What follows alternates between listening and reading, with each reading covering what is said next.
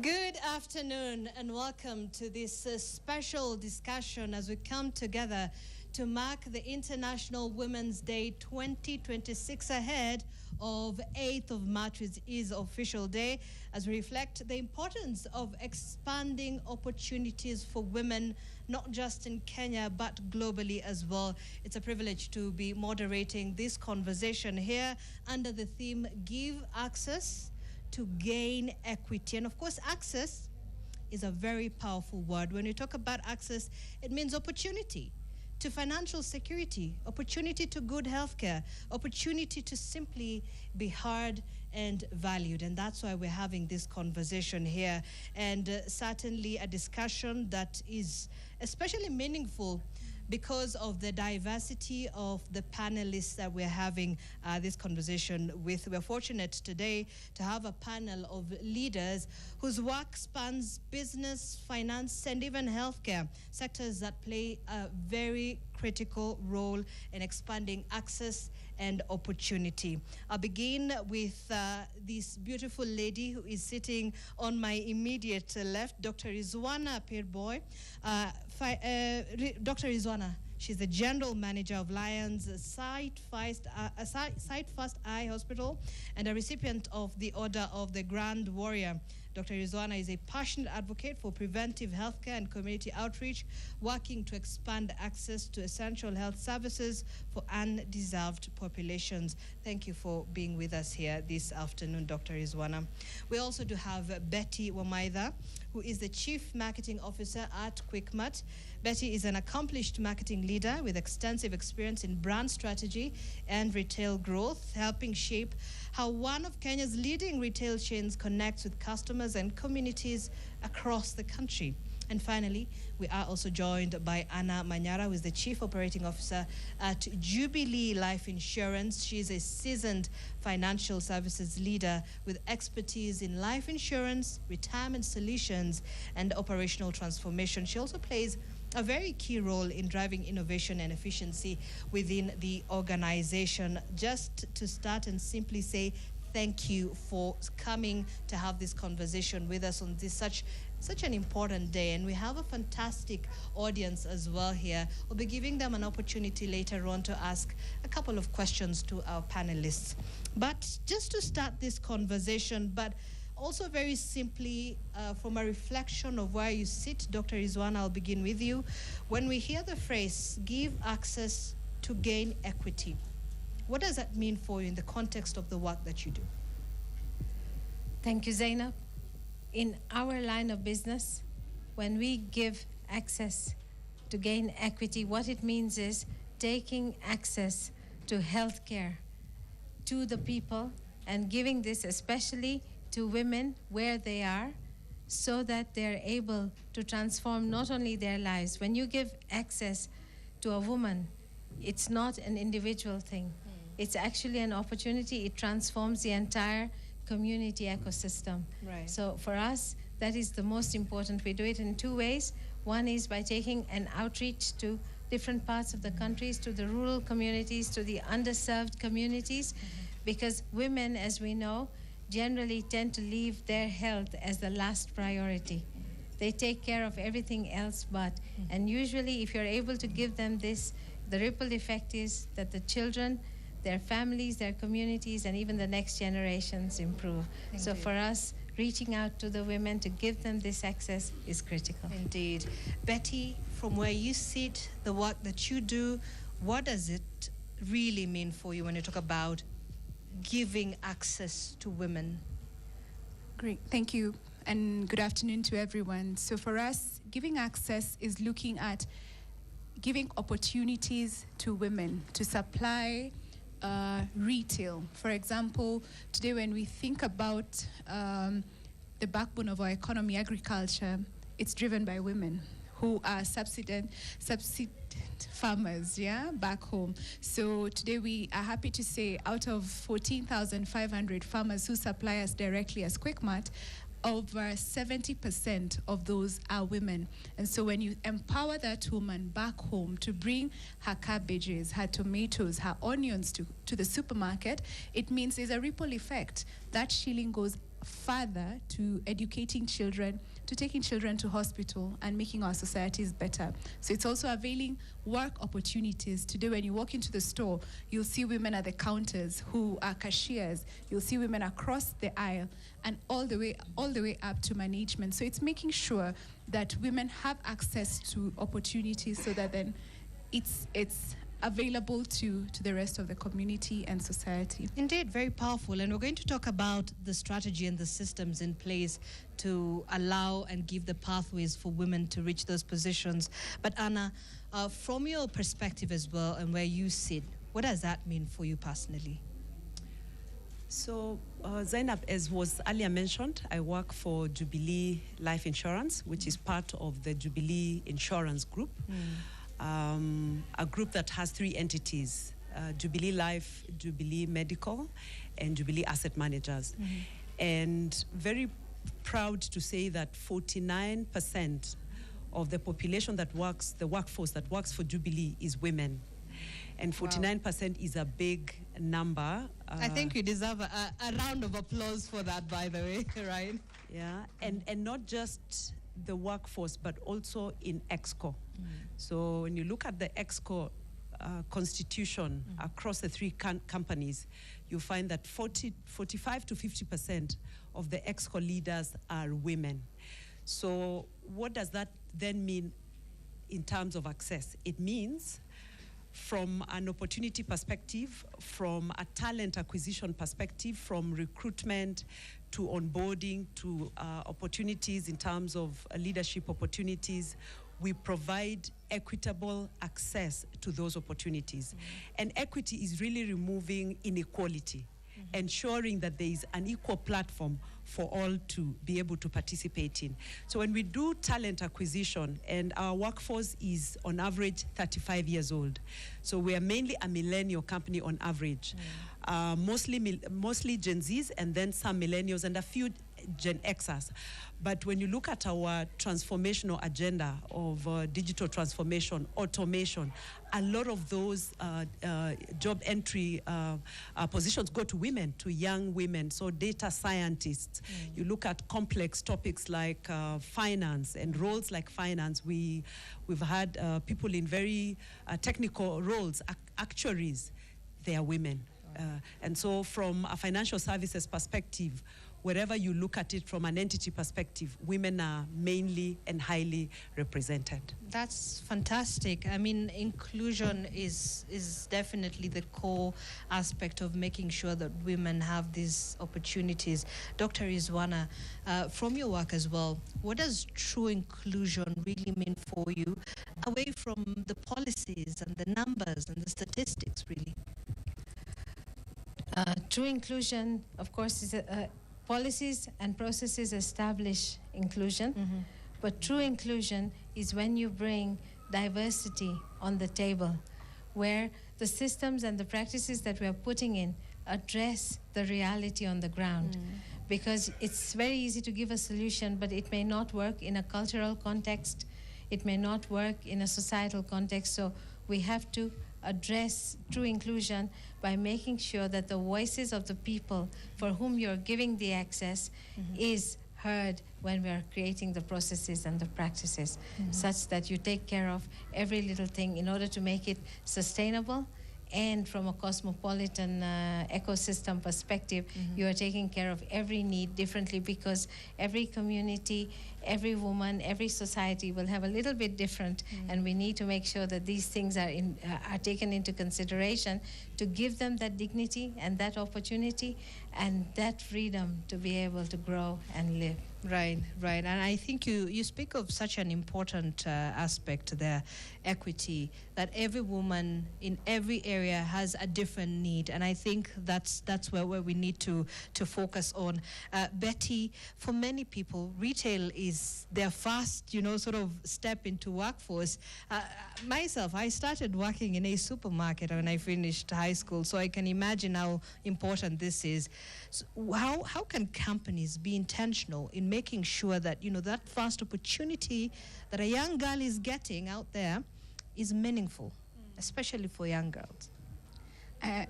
For me as well, I think my first job straight out of high school, I was a promoter in one of the supermarkets. I was those girls of, please buy mafuta. It comes with soap, yeah? And so starting from that point, you understand that yes, retail is a stepping stone for a lot of people, but we want to make retail a career for everyone who's there. So beyond just coming in and being a promoter or a merchandiser, we want to also create training. We are creating training opportunities where it's no longer the place you come in as you wait to go to campus, or you wait for the next serious job to get. So I think there's a huge opportunity within our industry from formalizing training, certifications. Today you can have a degree in marketing, in business management, but is there really a degree today for retail? And so we are working in partnership with the likes of Strathmore University to create these certifications. So when you come to retail, that experience counts for something. The other opportunity I see is also mentorship. Where we are today, there is a huge opportunity. I've been in retail for 10 years. And so for when this girl is coming in, there's quite a lot we can pass on to her in terms of corporate management. How do you grow? How are you upwardly mobile? But I think it's also thinking through the policies. How do we create an environment that is enabling, even for this young girl who's coming in? How do you ensure there are flexi hours? That if you need to go to school in the evening, then we give you the earliest shift. That you don't have to pick either or. Either you're at work or you're at school. So it's thinking through all these policies that ensure that it is a place of choice for every other person coming into retail. So I'd really want us to move away from thinking that supermarkets are the place where we just go and bangaiza as we wait as we wait to go to Jubilee. Yeah, so I think it's formalizing the process and thinking through and creating those opportunities. Please knock on these doors. The opportunities are there. And more so for all of us as women, yeah. I really love what you've said. I think it resonates with a majority of the people who are sitting here and everyone else who's watching at home, certainly. But you mentioned something very important, and I'll take it to Anna. You spoke about the importance of mentorship. Anna, could you expand perhaps what mentorship means for women, and especially what that looks like in practice? Yeah, so it's very interesting because just this past year, Jubilee rolled out a mentor-mentee program where leadership was asked to volunteer to provide mentorship to, people that are slightly below them, and then staff were asked to choose mentors. And I offered myself for two things: to be a mentor and to be mentored by one of the CEOs. So I've seen CEOs within Jubilee mentoring all the way down, mentoring interns, mentoring contract staff, mentoring management trainees that are just coming in to start work at age 22. And those are very intentional programs that really address what is the career journey like. Questions that will be asked to us as mentors will be, how did you begin your career? How did you choose to be in insurance? What are the challenges that you went through? How did you navigate them? So it's more of a Google map that you hand over to people that you're mentoring on the path, on opportunities, how to pick them, what are your blind spots from personality perspective, what are your blind spots from people relationship perspective, how do you handle your stakeholders. And I was telling some of the mentees in January that honestly I wish 15 years ago I had a mentor. Right. Because a mentor would have helped me deal with hurdles that I had to go through, and maybe I took longer to go through those hurdles.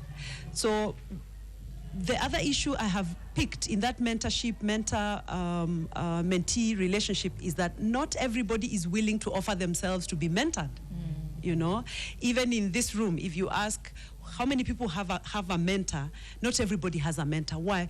Because we are naturally afraid to ask for help. Right. Because you're naturally afraid to show that there's a weakness that you have. But until you're vulnerable about the fears that you have, about the challenges that you have, about the areas of development that you have, then it is impossible for you to get help, or it will be a longer route for you to get help. I think before I let you go, you speak of something important. Yes, the fear is there of going to ask for help and probably approaching someone that you view would be a potential mentor because you think, but they sit in such a big office. I mean, you are the COO and the CFO and you know, the CEO of this big company. What confidence does a young woman who's sitting here watching, what can they harness to walk up to somebody and say, hey, I want to be like you. Guide me. Show me. What do I do? As a leader, Zainab, I've realized that we create walls as leaders. We create walls of them versus us, or you're sitting on such a high pedestal that you're unapproachable. Right. So as leaders, we must be approachable. We must be vulnerable. We must own up to errors that we make in the workplace. We must ask for help. I have made it so intentional to ask for help over anything. Right. Help me do this report. Help me review this presentation. Help me put this together. Because it is through delegation, it is through asking for help that you're able to even learn in your team who is the strong person in this area that I can rely on to be able to deliver on our results as a team. So as leaders, we must be vulnerable. We must lower our guard to be approachable. We must share our experiences on how we got where we got, so that by doing that, we can open opportunities for other people to realize, you know what, if she has done it through the path that she has been, then I can also do it. Indeed, I think that's so important. Dr. Rizwana, perhaps you would like to add to that aspect of mentorship and why that is so important in this conversation. Yeah, I think mentorship and sponsorship should be intentional investments in institutions. And that is because, you know, sometimes the structural barriers, as Anna has said, we create walls. They're not necessarily even intentional walls by an individual. It's the way the organizational structure sort of creates those categories and the divides that come with it. So investing in mentorship and you know, making sure that you're able to create that access. And I think this is a wonderful thing that she has mentioned, where you create a program of mentor-mentee, because that will break that fear or you know, sort of prevent the woman from being inhibited, saying, how would I approach her? Because if you open it up and say, look, we can have a mentor-mentee program and people can subscribe, and then if they're mentored, that creates that. And I think institutions can become very strong, because sometimes, you know, knowledge is not necessarily at that level. Somebody else will have an idea or a thought or a different perspective, which through these things you will be able to see and identify those core strengths which could be latent in your organization. So it's vulnerability on both ends. Both ends, right. Exactly. All right. Just from your perspective, you know, from the healthcare sector, I'm looking at, because healthcare is very important, not just for women, but everyone. But you find women are often the caregivers and health advocates for their families. They're the ones who take the children for vaccination and making sure that everybody is eating well. How does empowering women to have access to good healthcare, you know, just healthcare, really transform the lives of their families and the community as well? So giving access to healthcare to women is very, very powerful. And it's not just about medicine, but it's about a holistic change in their family and in the community's lifespan. There's a story I had of a lady who had poor vision, and we had actually been screening the tea farmers, the tea pickers in the farms. Right. And she had poor vision, and all she needed was actually just refractive correction, meaning giving her a pair of glasses so she could see the tea leaves and, you know, the right time to sort of pick the leaves. All right. And we actually screened, and we gave her a pair of glasses that day.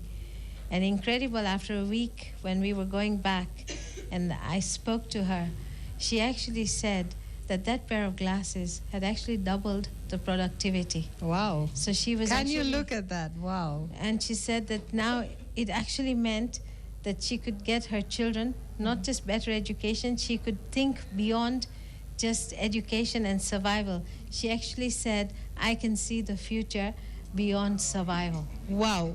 So something, exactly, a huge round of applause, by the way. That's a fantastic story. So something as simple as, by the way, my site, it's, probably just kitu kidogo too. But this thing has changed her entire life and trajectory. That's amazing. I mean, that just speaks to the power of, what if we reach them where they are, Yes. The women who lack that access, just reaching where they are and trying that. Betty, the barriers that still exist from where you sit, even reaching that young girl somewhere, I'm just trying to imagine, I do not want to just pick any name, but Uko in the village, just that young girl who's like, but I could never get that opportunity. Hata siwezi fika Nairobi, I can't even go there. How?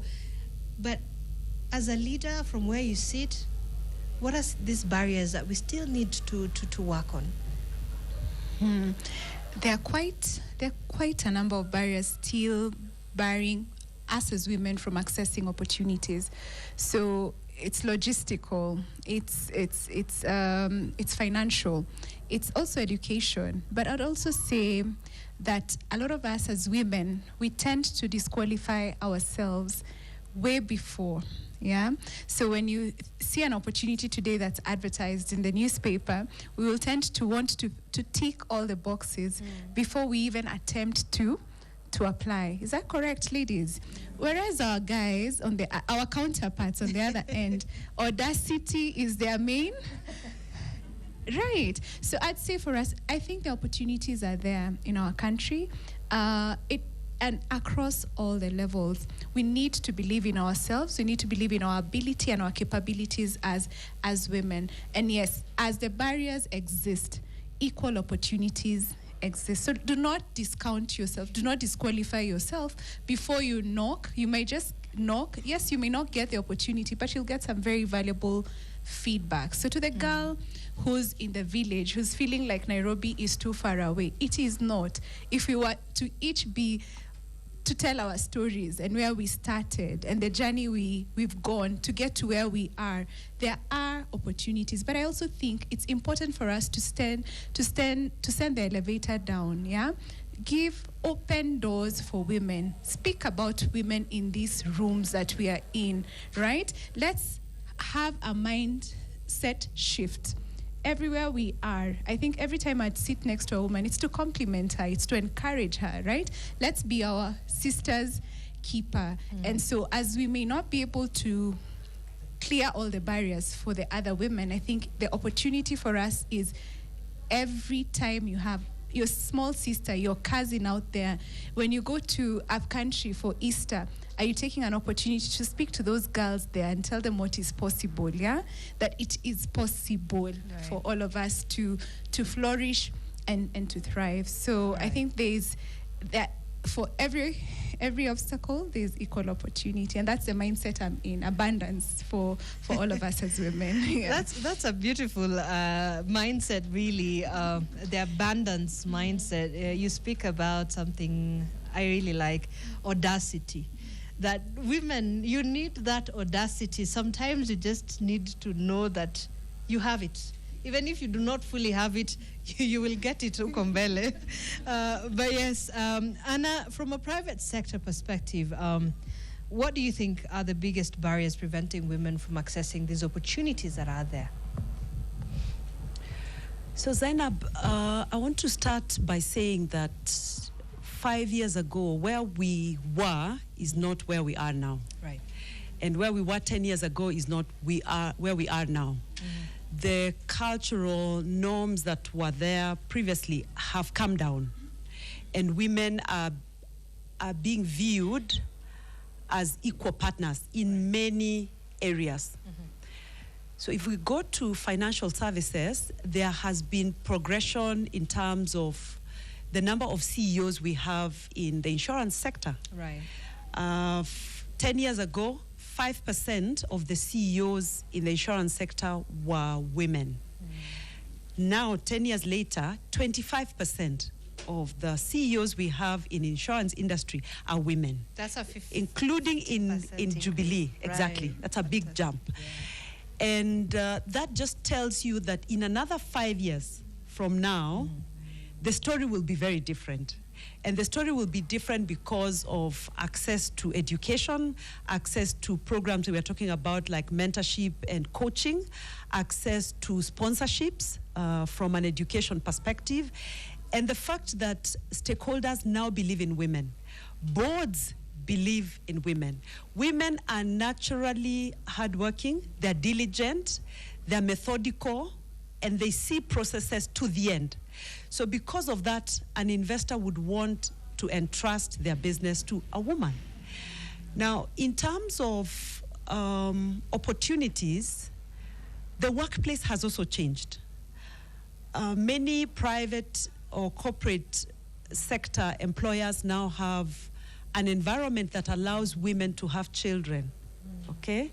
So when you have mothers that need to see their baby at lunchtime, the nanny can bring, including in Jubilee. We have a creche.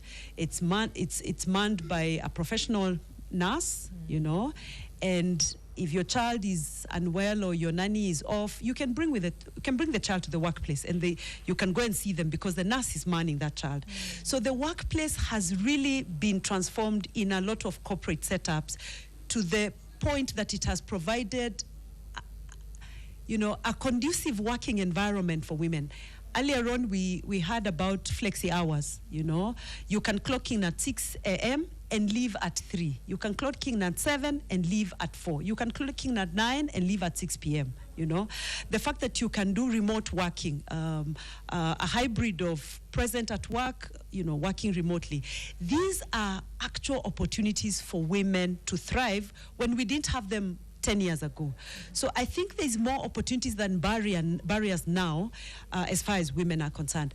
But one more barrier that still exists before I can pen off on this question is the barrier of the imposter syndrome, which has been spoken about previously. So the imposter syndrome simply means you feel an imposter in the role and the job that you're doing. You feel unqualified. You feel, okay, I got it. I made it to the interview, I'm here.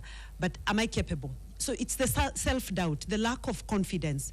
And why do we have lack of self-confidence?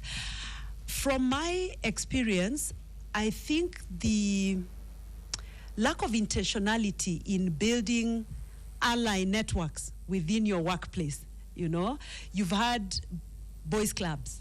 You know, when you hear the boys clubs, it's really not a boys club. It's about how you relate within the workplace and how you're able to build allies that can help you overcome your challenges in the workplace, and that can affirm you and say, by the way, you can do this. And if it's difficult for you to do, can I walk you through the interview? This is how the interview is likely to look like. Apply for this job. Yeah.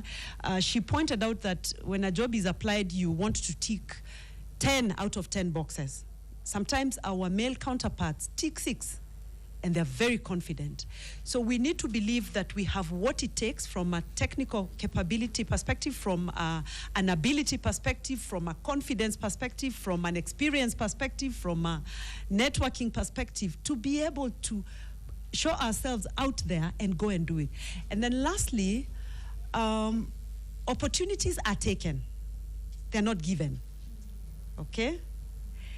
Which means you need, like the young people say, lazima ujitume. So in the workplace, in the corporate workplace, I assure you that every boss, every leader is looking for that person who wants more and is asking for more and is asking for more. Can I do this? So are you going beyond your call of duty, or are you doing the bare minimum to earn your paycheck? So the success, Zainab, unfortunately will not come on a silver plate. You know, you're bright, because what got you here will not get you there. Yeah. So you have to Be intentional about how will you be different. How are you different in that breed when you're 10 in a department? How do you stand out?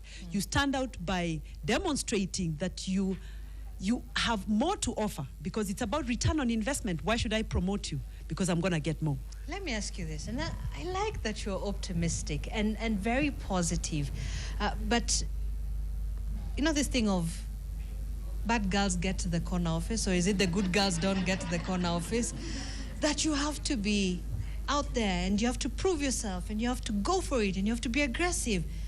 But you have a lot of women who say, but wait, I get it that I have to push this hard, but I have children at home and I have to figure out. I'm not going to say the work-life balance. I don't know much about work-life balance. I don't know if it really exists.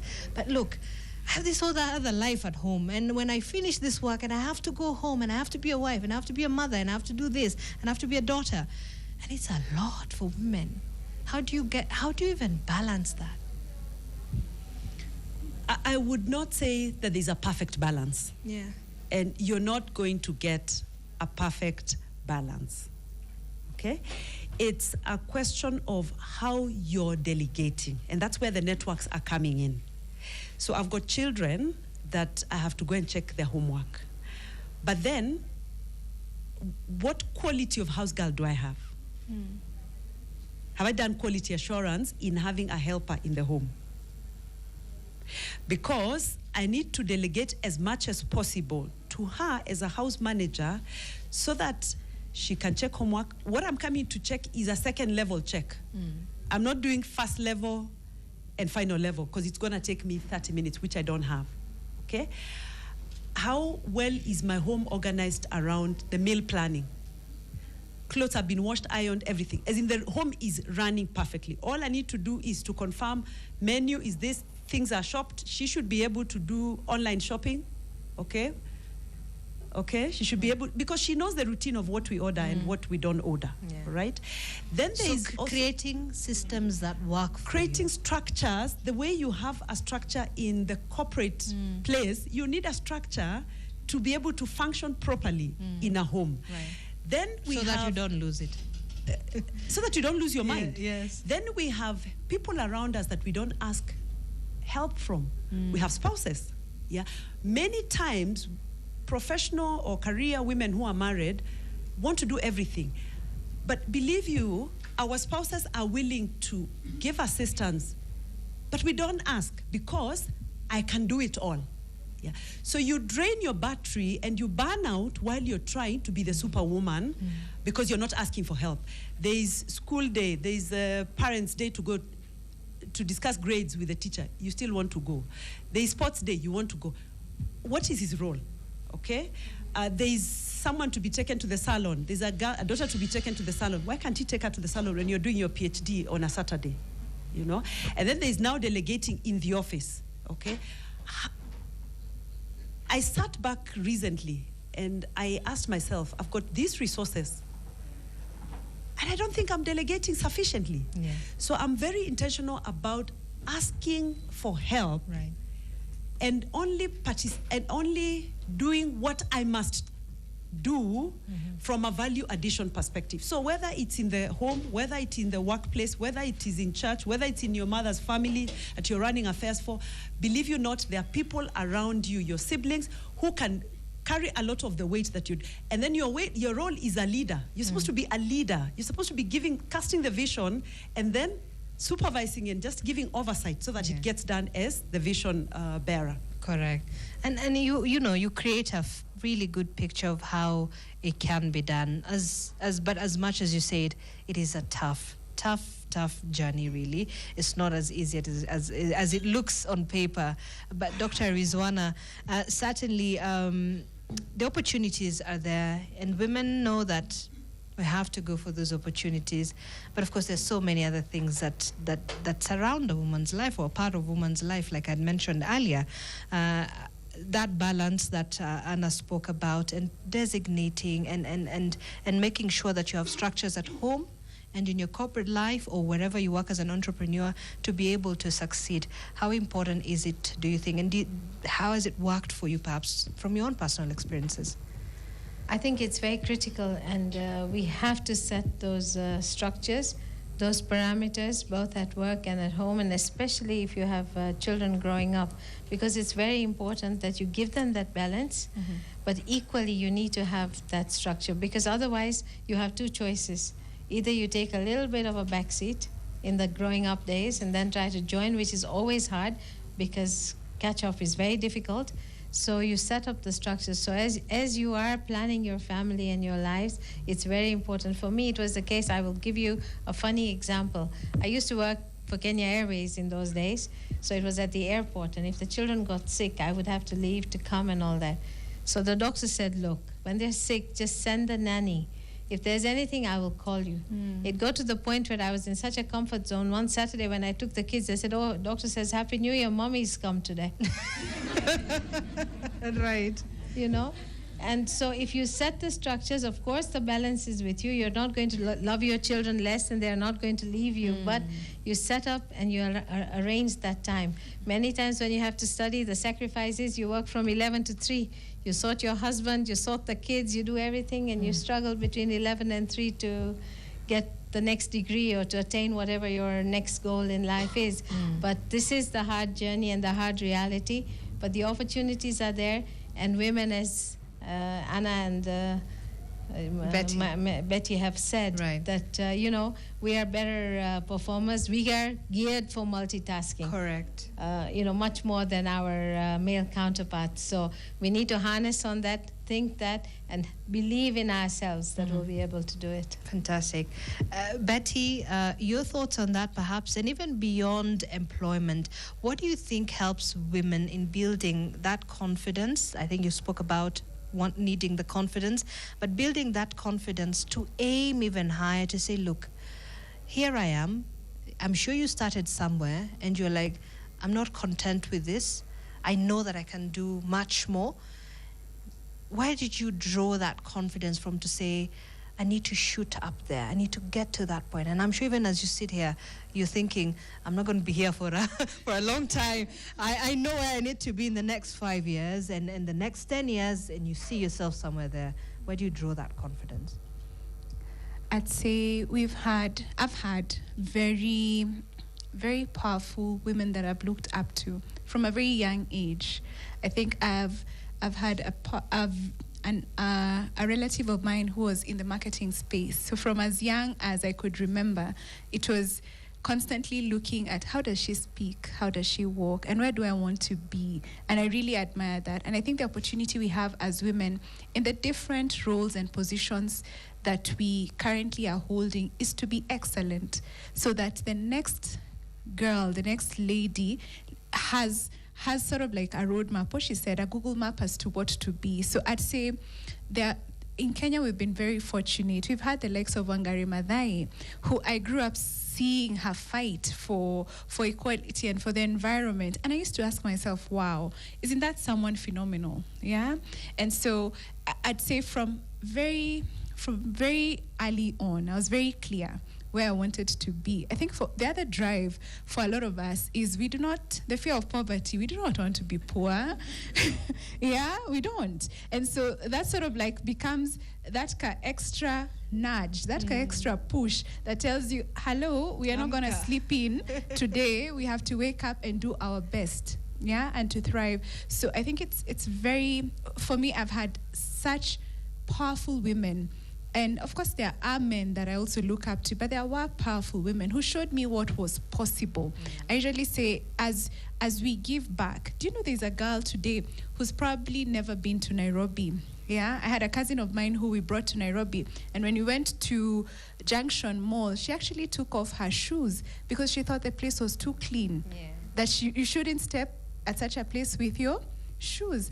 Just imagine how many other ladies are out there who've never been to an office, yeah, who don't know how to even put on a computer. So I think it's so important for us to create these opportunities to show women what is possible, breaking those barriers that are in our minds. Yeah, today I usually joke and say, it's a girl who probably thinks that the day I get 10,000 shillings, I'm very rich. Sindio, could we show her that 1 million shillings is possible?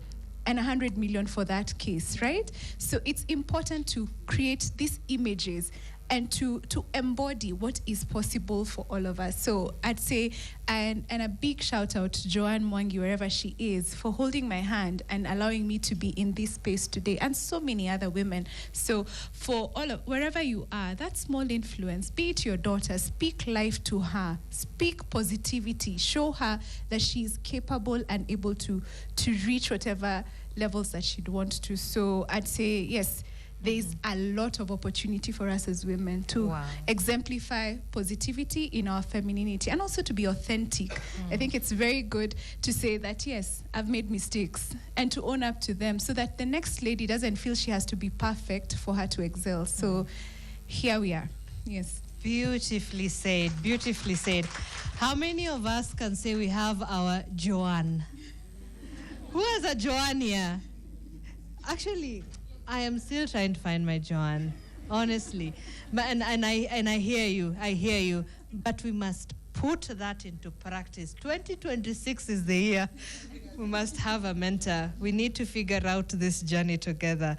But Anna, from an insurance perspective, you know, insurance plays a key role in financial resilience. But because financial security is so very important for women, how can the insurance sector expand access to protection and financial security for women so that they also feel empowered, especially the women in the rural areas, the women in the informal settlements who do not have access to this, who don't even have information about insurance? Like, the only insurance I know is SHA. Mimi nimesikia tu SHA na NHIF and perhaps if you're in employment, but most of these women don't know much about insurance. How do we bridge that gap? I want to answer that question without getting technical. Right. But let me start by saying that women are the drivers of matters finances in homes. Okay? Whether you're running your mother's home from here, you know, paying M-Pesa to some shop where she picks some groceries and all of that, sending them tungiwa gas through a boda guy, that is financial provision in the home setup.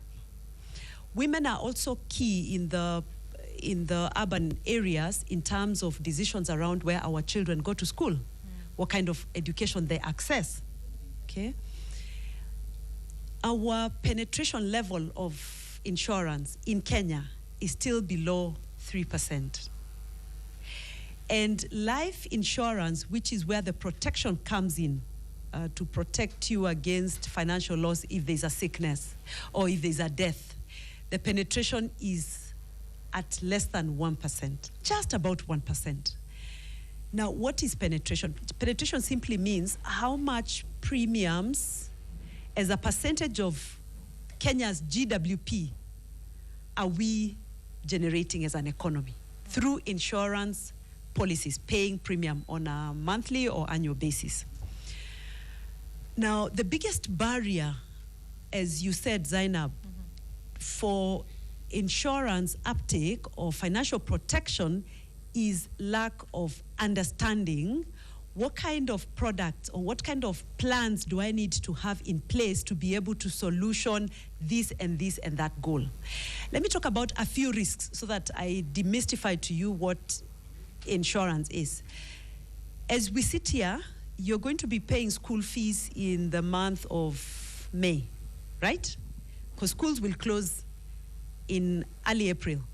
So you're going to be paying fees in May, then you'll pay fees in September, and then you pay fees in January. If you were to get out of a job, like happens when COVID happened, or retrenchment were to happen, then it means the ability for that child to continue with education is going to be interrupted. If that ability is interrupted, then poverty begins to circle back into the home. Yeah. So one of those products, in addition to SHA and NHIF, is an education plan. Right. It depends on when you start to take that plan. It depends on how old the child is. So the earlier you start, the better. And that's why I was talking about financial information, financial literacy, literacy, really knowing what is insurance, what kind of insurance do I need.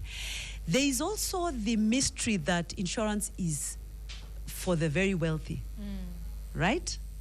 But did you know that with as little as 2,500 shillings per month, and Zainab, isn't that what we spend in a Java sitting for coffee? Yeah? But why don't we have this information? I know you're trying your best to make sure that you have this kind of information and disseminate it as much as you can. But can you imagine the percentage of women that actually don't have that small bit of information that, guess what? If you put 1,000 shillings per month, in 10 years, you wouldn't have to pay this amount of money for a child in primary school. We don't have that. So as I continued with the school fees that you're paying in primary, Yes. the secondary comes. If you're looking at the 844 system. Yes, yes, yes. Then university comes. Correct. And in university, you will need a big lump sum to pay out. In high school, you will also need a bigger, slightly more than what you were paying in primary, yeah, less than what you'll pay in university. But if you want your child to go to this, good school, then you've got to pay for it. Yeah. And so to answer your question on why then don't we take it, I think it is because firstly, we've not yet broken off from the Harambee system. The where mentality. The mentality that haitakuwa mbaya sana. My relative here and there will chip in. Kakiumana tutauza. Exactly. Or I'll have a Harambee, I'll have a fundraiser. But believe you not, we are becoming a lot more urbanized than we were 5 years ago. And so I don't know how many here know that you don't even know your neighbor. You know, if you're living in a court, you can't say with certainty, I know everybody who's above me or below me, or my neighborhood. There are 40 houses, I know everybody. So when you have a calamity like a death, people are moving on with their lives because they don't know that you have a loved one who has died. Then you've got hospital bills to pay. Then you have a hospital bill to pay. Then you have a death bill, a burial to pay. So these solutions are important. You're asking, why is it that the education is not there? I think it's a mind shift that we need to have as Kenyans, that we need to stop blocking. We need to unblock our minds and realize you need financial protection for you to have a legacy that is sustainable. Because the hand to mouth or the paycheck to bills is not going to be sustainable. And as I close on that question that you asked, then comes the years when you're most vulnerable. You don't have your job because you've reached the retirement age. Yeah, Betty is working. I don't know what their retirement age is. I'm working. Our retirement age where I'm employed is, most companies it's 55, it's 60. Then after that, what happens? So women are givers. We give. We look after a sibling. We look after a neighbor. We look after a niece, a nephew. But most times, we're not looking after our own financial interests. Right. So it's really, the point I want to make is that if you're not saving for the day that you will not be earning a check, in terms of retirement income or income while you're in retirement, your salary in retirement needs to be funded now and needs to start being funded at a rate that you know it will have a particular ratio of replacing your current salary or your current lifestyle of living. We have stories of people who live very high, flashy lives because your medical cover was paid by your employer, you had a good salary, you had a fuel allowance, you could afford all these things. And then comes 55 or comes 60 or 50. Employers nowadays, you never know. Yeah. But you're not able to sustain that lifestyle. So then you go into poverty. Then now, and then now? Everything goes... Then you start relying on your children. Yeah. It's a very, very sad situation. It's not unheard of. It is the reality for many families. But Dr. Rizwana, when you hear that, when you talk about the financial security that women need, even as we age, we continue, we reach retirement age and even beyond, and even before retirement, financial security is important, but also financial security is tied to healthcare, you know.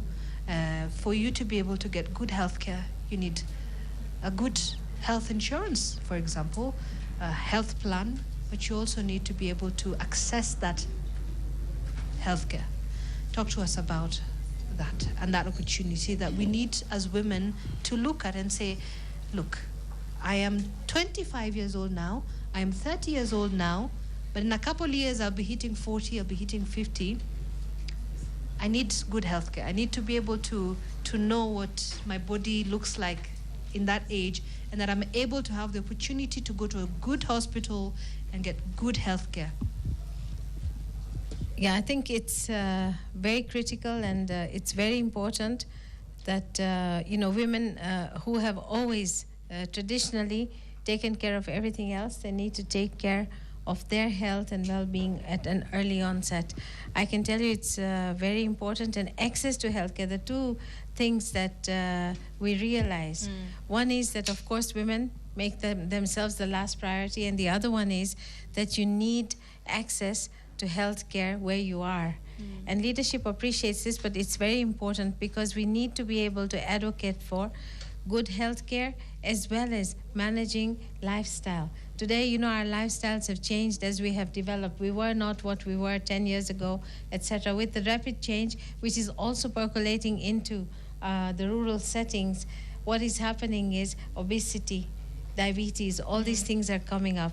And so the most important thing, I think, is to make sure that we have to continuously educate women, make women aware, even in rural home settings, by town halls or through door-to-door or different arenas, to make sure that women take care of their health. Because if you take care of your health early enough, then you don't get into a crisis situation. It keeps you economically viable, it keeps you independent and less of a burden, where you're able to do and achieve much more. Like I will tell you right now, because we do our camps in different parts of the country, the largest, almost 75 to 80% of the cataracts that we identify, and at a very advanced stage, are women. Men will have somehow sorted themselves out, or the women will have supported them to be sorted. These ladies might not have seen the light of day for 5 years. And maybe from low-income communities, right? Low-income farming communities. Yeah. And now, because of their blindness, maybe their children or grandchildren are denied school because they've got to take care of them. So the entire economy suffers. So it's very, very important for us to make sure that the message to women at all levels, a woman should not be denied access to healthcare depending on the geography where she was born. Right. They should have access everywhere, and be educated right from the onset that you need to be taking care of yourself very early on in life, so that you don't have an advanced stage of something before you realize what's wrong. It also speaks then to our own policies as a country, and what the national government needs to do, and like what you're doing from a private sector perspective, where you're going to the community to provide these services, but the national government and the policies that we have need to be able to address those particular issues and make sure that women in every corner of this country access healthcare. Yeah, it's very critical. It's not just about putting up a clinic or a hospital. You need to understand, where is it? How will they get there? What about the cost, the transport, the cultural norms? All this needs to be factored in for it to be able to convince the women. It's a trust issue as well, that then they start believing and trusting in it and taking access to it, so that they can then take care not only of themselves but of their families, and the burden actually on the country reduces. Because if you've taken early prevention, you actually reduce the burden of disease. Because if you see it very late in life, then you know that that's just now going into just maintenance, where we can't do much. It's not reversible. Sometimes the blindness is at a stage you can't reverse. Right. So the earlier, the better.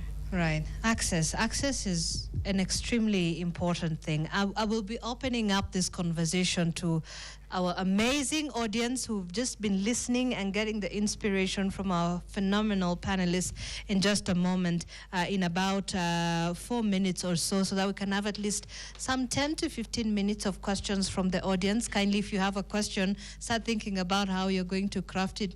We're going to make it short, and then you're going to address it to either one of our 3 panelists here. But we're going to take perhaps a round of last questions from, in hindsight, just looking and from your own perspectives, your own experiences, opportunities that perhaps you wish existed earlier in your own career, Betty, looking at where you started, what we need to do, just reflections of what we need to do to achieve a better, or to just create better opportunities for women. Wow. I think before I answer that question, I wanted to pose a challenge based on what you said, off of what you just said. If all of us tomorrow lost our jobs, how many days, weeks, months would it take us before we went back to shags? Are we thinking about it? If tomorrow that paycheck disappeared, right? How long would it take us?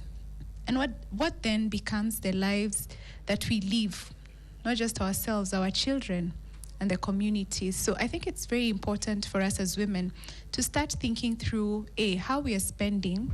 Earning is one thing, but how we are spending. I think we've gotten into a very interesting space where we've become huge consumers. And for me, it's counterintuitive to say this because I'm in retail. I want you to buy. But I want us to ask ourselves as women, how are we buying? Is it responsible? Do I really need the latest iPhone or the latest, the new one, the purple one? Do we really need it? As opposed to taking that money and putting it in bonds, in investment that will take care of us when we are retired. So I recently, as recent as a month ago, turned 40. And for me, this came home to me. And I asked myself, to be honest, realistically, I have just maybe 5, maximum 10, right? Years, to be employed or productive in my business. So I asked myself, as women, are we thinking through a side hustle, a business somewhere? Please come, bring us your jewels, your wares. Go to China. Nowadays it's online.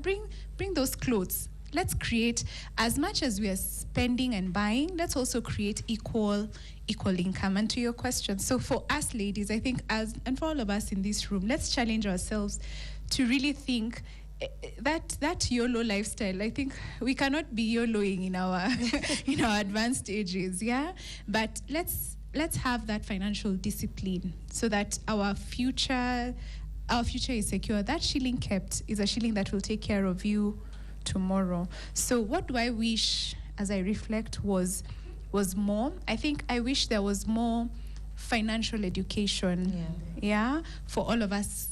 For all of us as women. I think we've all made quite a number of financial mistakes. I think I wish I learned more about my taxes. As opposed to parallelogram. I've never used it. Yes.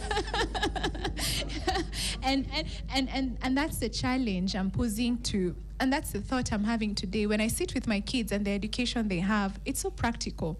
I wish we had more of these sessions where we are learning how to do public speaking, how to present ourselves.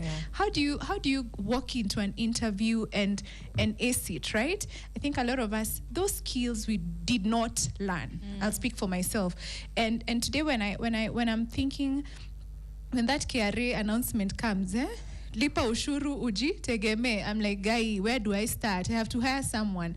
So those are the skills I wish we could pass on, and relevant information for everyday living. Budgeting. I love what you said. How do I delegate? I do not have to be superwoman. I don't need to cook chapati for my children to eat, right? Those are things I should delegate. So I think the opportunity we have now is to pass on real, relevant information to the woman next to you and to the next generation. Yeah. How do we ace our relationships and still be effective at work? We don't have to, it doesn't have to be an either or. So I guess for me, when I reflect, those are some of the things I wish I learned, some of the things I wish I had. But I think today with AI and technology, we can all learn and make up for lost time. That's true. Thank you so much, Betty. It has suddenly, AI and technology has created such huge platforms for us to be able to go out there and learn and see and gain those skills even without going to school. Now, let me open this up to the audience. I know that some of you perhaps have some questions, you have a comment, you have an insight, you have something. Remember that thing we said, audacity. Even when you feel that imposter syndrome of you have something burning, I think this is an opportunity for you to just speak. Let us hear your voice. Say something. We would love to just hear you. Sometimes we can sit here and talk and talk and talk, but it's a conversation. It's all of us. We might have these amazing 3 women here to share their experiences, but each one of us has an experience of their own. So I encourage and invite all of us to have that conversation with us. And I'm going to begin with that beautiful lady with the purple turban. Yes, thank you. Thank you, can have that. Kindly just start. Yes, you're going to get a mic. You can stand up. Your name, perhaps... tell us what you have. It's really an honor and a pleasure to be here. My name is Sylvia Maina. I work with UN Women, managing gender data communications. So I like what you talked about in terms of what Jubilee is doing. If I can just address this to the Jubilee panelist. And it's really an honor, I think, to see someone in your position as a woman. We have data at UN Women that shows us that there's a big gender pay gap in terms of the corporate sector. So we find women and men are not paid equitably for the same work and the same level of expertise. So I don't know if you can speak to that at Jubilee. I think you'd be in a good position to do that as COO. But the data that we have actually shows that in East and Southern Africa, for every dollar that a man makes, of course we'll use it in USD just because of standardizing across the region, a woman makes only 81 cents for the same job, same level of expertise, same input in terms of hours. Do you have anything maybe you could tell us about that as far as the Kenya market goes, and maybe specifically Jubilee? Thank you. Beautiful, thank you. Anna, I think you can take up that question. Okay, many thanks for the question. Let me first start by making a general comment around why there's, in some sectors or in some companies, you will find salary gaps between male and female.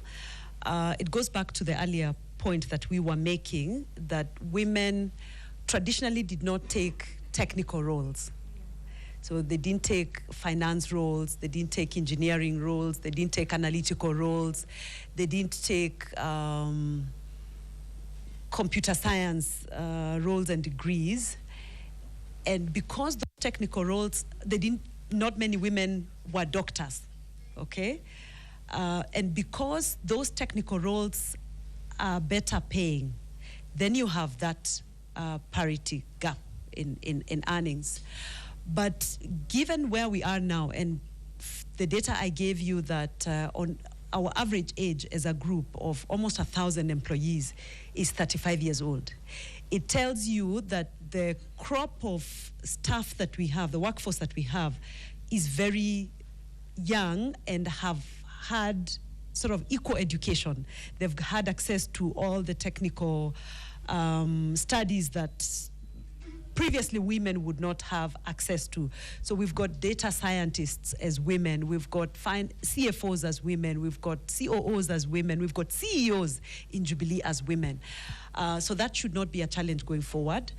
And then the other point around the imposter syndrome. This thing is really a negative driver, because if you have self-doubt as a woman and you've shown up in an interview and a man has shown up in the same interview and you're both taken, chances are your ability to articulate your capability and your ability to negotiate for equal pay with your male counterpart is then on the line. Yeah. So if you're already disadvantaged as we speak, then it's a question of, first of all, getting the data. I like that you spoke about data. It's about getting the data and finding out. There's a way of finding out whether you're compensated the same or not. Transparent companies like Jubilee, it's just, we know that there's equality in how we are compensated, because it's about productivity, and it's about qualification, and it's about job grades. So our salaries are based on job grades. So if you're in this job grade, you know this is the lower, this is the upper limit. And then if you're being promoted, it's the next job group. But to the point we spoke about on the imposter syndrome, the lack of confidence, the lack of self-belief, that's an area we need to work on. And when you realize that you're disadvantaged, you need to step out with data, you need to sharpen your skills, you need to deal with your blind spots from a technical and ability to deliver perspective, and then you need to patch it up. Of course, if you entered a job at a very low base, it means it will take time before you catch up. And it means the rest are progressing. As you see, if you're progressing at the same level, will you ever catch up? No. So it's now a question of how do you develop yourself, or if other opportunities arise, then you take them up. All right. Thank you so much, Anna. You speak so well. Now, we have 8 minutes. So let me give the audience another opportunity here. We can perhaps take 2 or 3, depending on time. Please, let's make it as brief as possible so we can be able to accommodate everyone.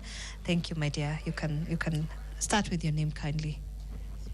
Happy International Women's Day. My name is Evelyn Dinda from Plan International Youth Advisory Board. And my question goes to Betty. I know it takes a lot of challenges getting to your position, especially as a woman. And I'm asking, what is one word that you can tell to young girls and young women that are really trying to get to those positions? I know you went through challenges. So what is that one word or one advice that you can tell them, the young girls that are watching you? Thank you. Thank you. Thank you, Dinda. Is there really one word to say? But I'd say it's being clear. We have to have clarity and where we are headed. It's difficult at the younger ages to be very clear, yeah? So you'll try a couple of things. Eventually you land at what you're good at. Number 2 is, the moment you're there, I think it's important to be resilient. Life does not owe us a smooth journey. And I can tell you, as we sit here, I'm sure a lot of us have been battered on this life's journey, challenge from challenge. But you have to remain true to your true north. If this is where I'm going, regardless of what I have to go through, let me stick to that course. And it's easier said than done. There are a lot of times you'll feel discouraged. There are a lot of times you'll have voices, your own and others, speaking against you. But I think it's so important to have people around you who support you, who believe in where you're going, who will remind you of who you are. And when your crown gets a bit crooked, they'll be the ones to hold you up. So I think it's so important as women, be careful about the circle of people around you. Be intentional about how you select your mentors, your friends, and your support group. Because they could be the people who propel you up, or the same people who bring you down. So I'd say it's so important. Thank you for that question. For us as women to be deliberate about our lives, to be intentional, and to also have the right systems and support structures in place. So every time you feel that doubt creeping in, every time you question yourself, and to that point of imposter syndrome, just remind yourself of who you are. And for those of us who believe in God, remind yourself who you are in God's eyes, and all things are possible. So asanteni. Hey, you feel that inspiration? Kama ijakuingia leo kwa roho. Today is the day. All right, so I guess we can have one more. Yes. Okay. To delve just there, as our panelists have spoken to us, thank you so much. Such an honor to stand before you and all the protocols. My name is Ruth Mweni. I'm an African Youth Champion, currently serving the government of Kenya at the Ministry of Cooperatives and MSMEs Development as Head of Protocol and Events Coordination. Thank you so much. So every room I go, I carry my young people across Africa so that I can speak on their behalf, especially the young women. So my question to you, we have a database of young people. There's a lot of unemployment. I'd said this before. You as the leaders who are sitting here today, are we able to donate a few? Because I have many for the internship programs, especially when they come from their university, the 21st century skills, because I run a foundation called Hopes, Dreams and Dignity Foundation. You talked about being having the audacity to speak. So I'm speaking on behalf of myself and the many other young people who look up to me. So am I able to bring them to you, Daktari? Am I able to bring them to Betty and to Madam here? Am I able to bring them at you so that, of course, they're well equipped, they have the information, they have the skills, they're able to serve. Yeah. So if there's that opportunity and I'm able to, especially the young women who most of them have even had children, we have to reform and get them back to their normal mindset and to allow them to believe in themselves again.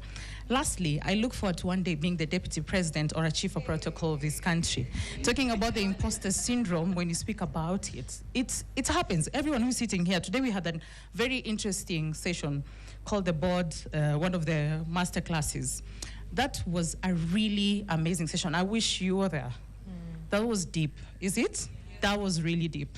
And when you look, even in my position as a young person, at the age of 30, you know, 34, 33, right there, talking about it, when I serve the minister right there at the Ministry of Cooperatives, there are many also men around those positions, and my dear colleague here can tell you. But you've said we need to believe in ourselves. Right. But are the women, talking about giving access and gaining access, are the women who are sitting at those top positions, are you giving access to young women like us? Okay. I pause right there. Thank you. Thank you so much. You've brought the game. All right. And because I think in the interest of time, because you bring in a very important aspect that you carry the aspirations and the ambitions of the young women that you lead. So because our incredible panelists will be here before we leave, you can have an opportunity to have a chat with them to see if there are opportunities for those young women to fit into either of the organizations. And who knows, perhaps we could be having the next COO that you are leading for Jubilee, isn't it? All right. And you could be the deputy president. We don't know. And when you do, tell us, we'll come and vote. Yes, and finally, kindly, if you could just start with your name. Hi, my name is Monica, and my question goes to Anna. You spoke about the life insurance, and you need basically 2,500. But for someone who is, maybe you have a mkulima mdogo, you have a bajia business, how can you get into, covering yourself with the insurance? Is there a fee that is below that for those people who especially live through food, working hand to mouth? Yes, that's my question. Beautiful. Thank you. You know, the good thing, Zainab, and to the questioner, the good thing is that life is not static. The people who are sitting here, starting with Zainab, Daktari, and Betty, and myself, we started low. We started low when that 2,500 was almost unaffordable. Right now, we can afford bigger premiums for bigger covers of insurance or savings. So there is covers that are less than 2,500. The important thing is to take a cover that is so flexible that you keep adding up as you're increasing your base from an earnings perspective. Like for retirement savings accounts, you can open a retirement saving account with 1,000 above, 1,000 a month, 1,000 shillings a month. And then when you get more, you keep adding, you keep adding. If you have a windfall, you keep putting it in as a top-up. So we have many, many products, savings products, investments products, protection products, medical insurance products, and they are as cheap as 1,000 shillings. So yes, it's available, and I can guide you on how to go about it. Beautiful, thank you. And I think she can find you after this session. And I hear, because of the interest of the conversation, the interest it has generated. We're going to have one more lady. Yes, kindly, if you could just start with your name, kindly. Hi, how are you? My name is Catherine Gashohe. I'm an agronomist by profession. This question, it's actually a comment to Betty. For once, for a lady in the space of agriculture, we feel seen. And this goes to the supermarkets that we have in the country. That mkulima in Nyandarua, that mama in Nyandarua feels seen because you've created a market that is well structured for our farmers, and we really appreciate you for that. So for the supermarkets, we really appreciate you, and at least we feel our work does not go in vain. So thank you for that. Beautiful. And I think, she speaks so well, and it captures the essence of our conversation and why these conversations need to happen every so often. It's very important, and I can feel the inspiration from the room. Unfortunately, because of time, this is where we are going to end this panel conversation, and we've had it today, from opportunity to healthcare to issues of financial security and leadership. Remember that audacity when you walk out of here. That audacity, you must go for it. And it's not just opening the door, certainly. It is about ensuring women have that support and the pathway to walk through those doors. They're there, that opportunity is there, the door is open, but how do we walk through those doors? And I think we've gotten tidbits of inspiration from our panelists here. A huge round of applause for these amazing women. Anna Manyara, the Chief Operating Officer at Jubilee Insurance. Betty Wamaitha, who is the Chief Marketing Officer at Quickmart, and Dr. Rizwana Pirboy, who is the General Manager of Lions Sight First Eye Hospital, and she's also recipient of the Order of the Grand Warrior. Thank you so much. We appreciate it. Appreciate your time coming here and sharing this information and just sharing experiences and your expertise with the women in the audience today. And this is where we wrap up this discussion as we go back to our normal programming.